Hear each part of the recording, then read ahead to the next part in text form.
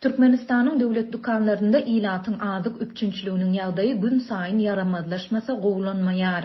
Aşgabatlylar çörek satyn almak üçin süýji uwklaryndan oýanyp, giýjäniň garaňkysynda döwlet dukanlarynyň öňünde nowata durýarlar.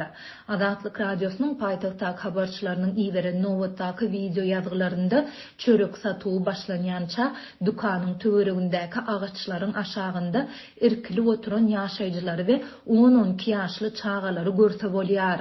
Redaksiýa howpsuzlyk aladalary sebäpli bu video ýazgylary köpçülüge ýetirmekden saklanýar.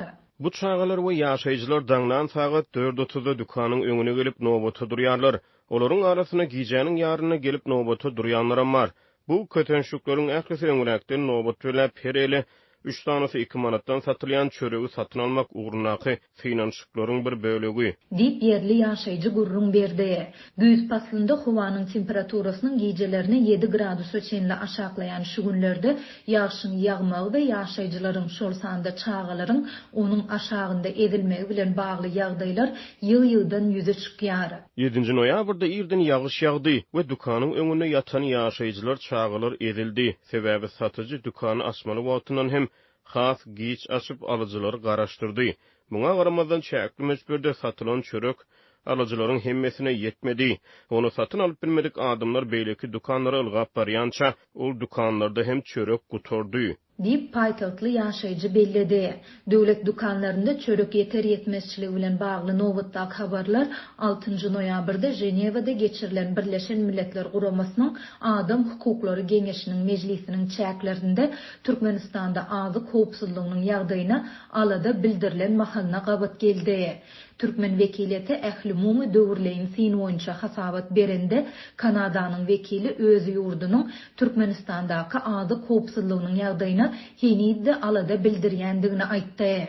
Additionally, Canada remains concerned with food security in Turkmenistan. Kanada Türkmenistanda azyk önümleriniň bahasynyň ýokarlanmagy, subsidiýalenen azyk ýetmezçiligi we subsidiýalenen azyk önümleriniň hökümet tarapyndan paýlanmagy meselelerinde alada bildirýär. And by government rationing of subsidized food. Dip Kanadanyň vekili Lydia Matapo belledi. Türkmenistanda dowam edýän ýeti ykdysady kynçylyklaryň we giň ýaýran işsizligiň şeýlede haryplaryň we hyzmatlaryň ýyl-ýyldan gymmatlamagynyň arasynda ýurtda köp hojalyk ýeňillikli azyk paýlaryna garaşly bolup galýar.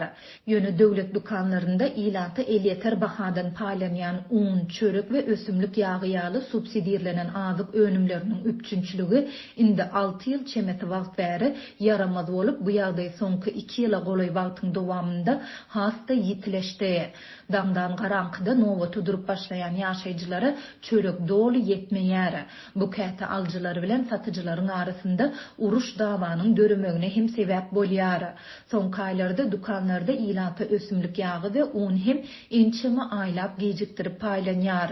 Ýaşaýjylar olaryň ýany bilen yaramlyk möhleti geçen harytlary satyn almagy hem mejbur edilýärler.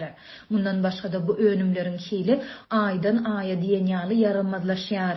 Geçen aýyň ortalarynda Mary welaýatyndaky habarçymyz 5 aýlap un paýyna garaşan ýaşaýjylara bitli we gurçukly unyň paýlanandygyny habar berdi. Şoňa meňdeş ýagdaýlar ýurdun beýlik welaýatlaryndaky döwlet dukanlarynda hem ençeme gewek ýüze çykdy. Türkmenistanda azyk howpsuzlygynyň berkidilýändigini ýyl-ýyldan tekrarlayan Türkmen hökümeti we berk döwlet gödäwçiligindäki media serişdeleri döwlet dukanlaryndaky azyk ýeter ýetmezçiligini boyun alyp, munyň bilen bagly hiç ýyly mesele gozamaýarlar.